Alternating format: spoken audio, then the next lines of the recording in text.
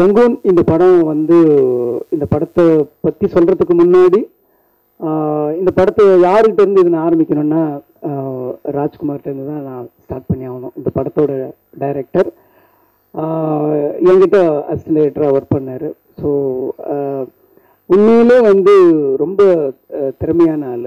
ஒரு திறமைக்கு உதாரணம் அப்படின்னு சொல்லப்போனால் நான் வந்து அந்த துப்பாக்கி படம் பண்ணிகிட்டு இருக்கும்போது சரி, அந்த 12 Man ஷூட் அவுட் அந்த மாதிரி விஷயங்கள்லையும் சரி, கத்தி பார்த்தீங்கன்னா அந்த கத்தியில் வந்து அந்த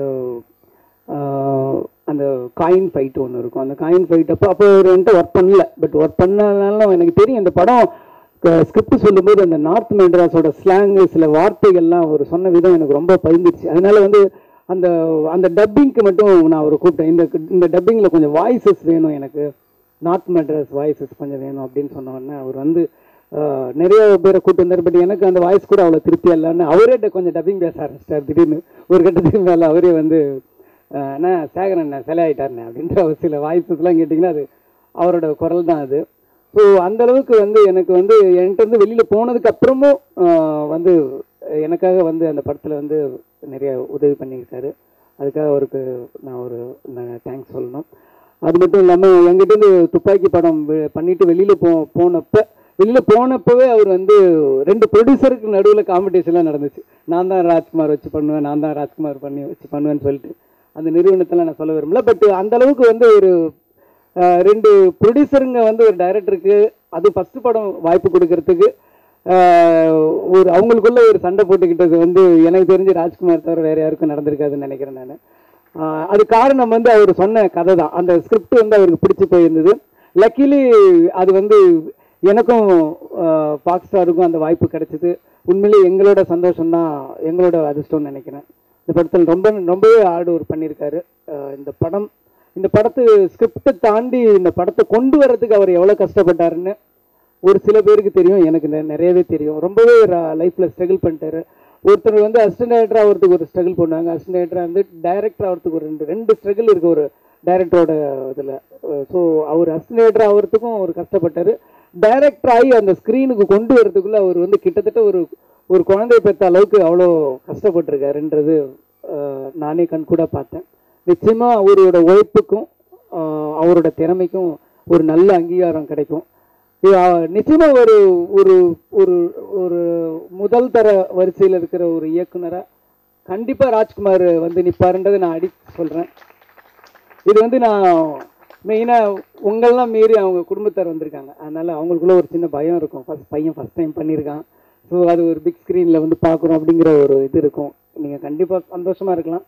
நீங்கள் ஒரு டைரக்டரோட பேரண்ட்ஸு, அப்பா அம்மா அப்படிங்கிற சந்தோஷத்தோடு இருங்க. நீங்கள் நல்லா பண்ணியிருக்காரு. இந்த படம் நான் பார்த்தப்போ வந்து வெறும் ஒரு நட்பு இருக்குது, ஒரு நல்ல லவ் இருக்குது, ஃபேமிலி சென்டிமெண்டல் இருக்குது. ஒரு சாதாரண வந்து ஒரு ஒரு கோல்டு அப்படிங்கிற விஷயம் வந்து ஒரு லைஃப்லேருந்து நம்ம உடம்புல போட்டுக்கிற ஒரு ஆபரணமாக நினைக்கிறோம். ஆனால் அந்த கோல்டுங்கிற ஒரு விஷயத்துக்கு பின்னாடி என்னென்னலாம் இருக்குங்கிற ஒரு லைஃப் ட்ராவல், அவரோட ரிசர்ச்லாம் எனக்கே ஒரு ஆச்சரியமாக இருந்துச்சு.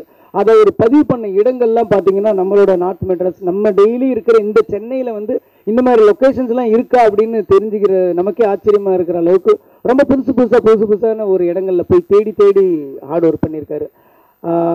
அதனால் இந்த படம் வந்து ரொம்பவே இப்போ வந்துட்டு இருக்கிற படங்கள்லேருந்து ஒரு வித்தியாசமான ஒரு படமாக, வித்தியாசமான ஒரு முயற்சியாக இருக்குங்கிறதுல நான் உறுதியாக சொல்கிறேன்.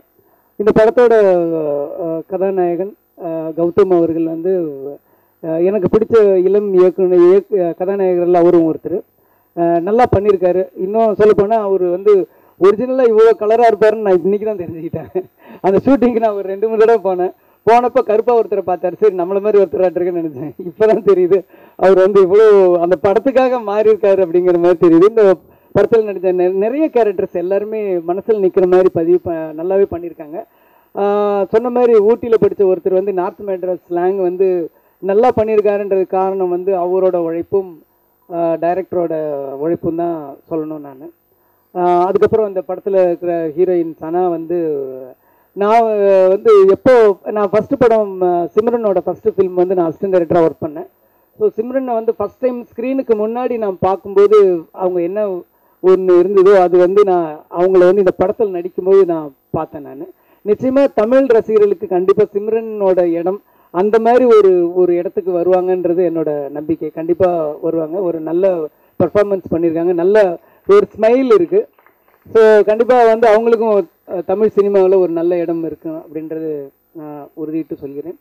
அதுக்கப்புறம் இந்த படத்தோட தயாரிப்பு நாங்களும் ஃபாக்ஸும் சேர்ந்து பண்ணிட்டு இருக்கிற படம் தொடர்ந்து ஃபாக்ஸ் சார் நல்ல நல்ல படங்கள், தரமான படங்களை சொல்லணும், கொடுக்கணும் அப்படின்றதுக்காக தமிழ் இண்டஸ்ட்ரிக்கு வந்திருக்கிறது, அவங்க மெனக்கிட்டு உண்மையிலே எனக்கு வந்து அவங்களுக்கு இண்டஸ்ட்ரி சார்பாக நான் தேங்க்ஸ் சொல்லிக்கிறேன். விஜய் சிங் சாருக்கு என்னோட ஸ்பெஷல் தேங்க்ஸ் சொல்லணும். ஏன்னா இந்த இது மட்டும் கிடையாது, தொடர்ந்து வந்து புது புது டைரக்டருங்களை புது புது கான்செப்டை தேடி தேடி கொண்டு வந்து நமக்கு அறிமுகப்படுத்துறத ரசிகர்களை புது புது டேலண்டட்ஸ் நீங்கள் பார்த்தீங்கன்னா இந்த ஸ்டேஜ்லேயே வந்து ஒரு 3 பேரை புதுசாக வந்து ஒரு யங்ஸ்டர்ஸ்க்கு வந்து என்கரேஜ் பண்ணி அவங்களுக்கு வந்து ஒரு நல்ல லைஃப் கொடுக்கணும் அப்படின்னு நினைக்கிற அந்த ஃபாக்ஸ் ஸ்டாரை வந்து உண்மையிலே தமிழகத்தின் சார்பாக தமிழக சினிமாவின் சார்பாக நான் வந்து தேங்க்ஸ் சொல்லிக்கிறேன்.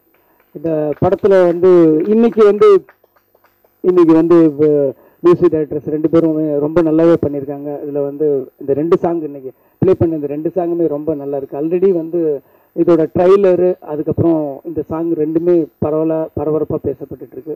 அவங்களுக்கும் தமிழ் சினிமாவில் ஒரு நல்ல இடம் இருக்குங்கிறது நான் சொல்கிறேன். மற்றபடி இந்த எனக்கு என்னுடைய இதுக்கு முன்னாடி இந்த என்னுடைய உதவியாளர்களுக்கு நீங்கள் எந்த அளவுக்கு சப்போர்ட் பண்ணீங்களோ அதே அளவுக்கு சப்போர்ட்டை, அதை விட அதிகமாக கூட சப்போர்ட்டை வந்து நீங்கள் ராஜ்குமாருக்காக கொடுக்கணும். ஏன்னா ராஜ்குமார் வந்து உண்மையிலே அதுக்கு ஒரு ஒர்த்தான ஆள். சின்ன திரையிலேருந்து ரொம்ப போராடி ரொம்ப கஷ்டப்பட்டு ஒரு ஹார்ட் ஒர்க் பண்ணி அவர் ஜெயிச்சாதான் அவரை மாதிரி இருக்கிற 100 பேருக்கு உழைச்சா ஜெயிக்க முடியுங்கிற நம்பிக்கை வரும். ஸோ அதனால் கண்டிப்பாக உங்களோட எல்லா சப்போர்ட்டும் அவருக்கு சப்போர்ட்டு, உங்களோட ஆசீர்வாதம் அவருக்கு இருக்கணும். ஏன்னா நான் எப்படி வந்து பத்திரிகையிலேருந்து ஒரு ஷார்ட் ஸ்டோரி எழுதி தான் நானும் சினிமாவுக்கு வந்தேன். அதனால தான் உங்களை இந்த ப்ரெஸ் மீட்டில் பார்க்கும்போதெல்லாம் எனக்கு ஒரு ஃபேமிலி பார்க்குற மாதிரி ஒரு சந்தோஷமாக இருக்கும். ஸோ என்ன மாதிரி அவரும் எனக்கு அப்புறம் அந்த ஒரு டீமில் ஒரு தொலைக்காட்சியிலேருந்து ஒரு நிறுவனத்திலேருந்து வந்திருக்காரு. ஸோ அவருக்கும் உங்களுடைய சப்போர்ட்டையும் உங்களுடைய ஆசீர்வாதத்தையும் என்றைக்கும் கொடுக்கணும். இந்த படம் மிகப்பெரிய வெற்றி அடைந்து இதில் பங்கேற்ற எல்லா இளம் தொழில்நுட்ப கலைஞர்கள் எல்லாருக்கும் ஒரு தமிழ் இடத்துல ஒரு பிரகாசமான ஒரு இடம் கிடைக்கணும்னு சொல்லி நானும் இறைவனை வேண்டிக்கிறேன். நன்றி, வணக்கம்.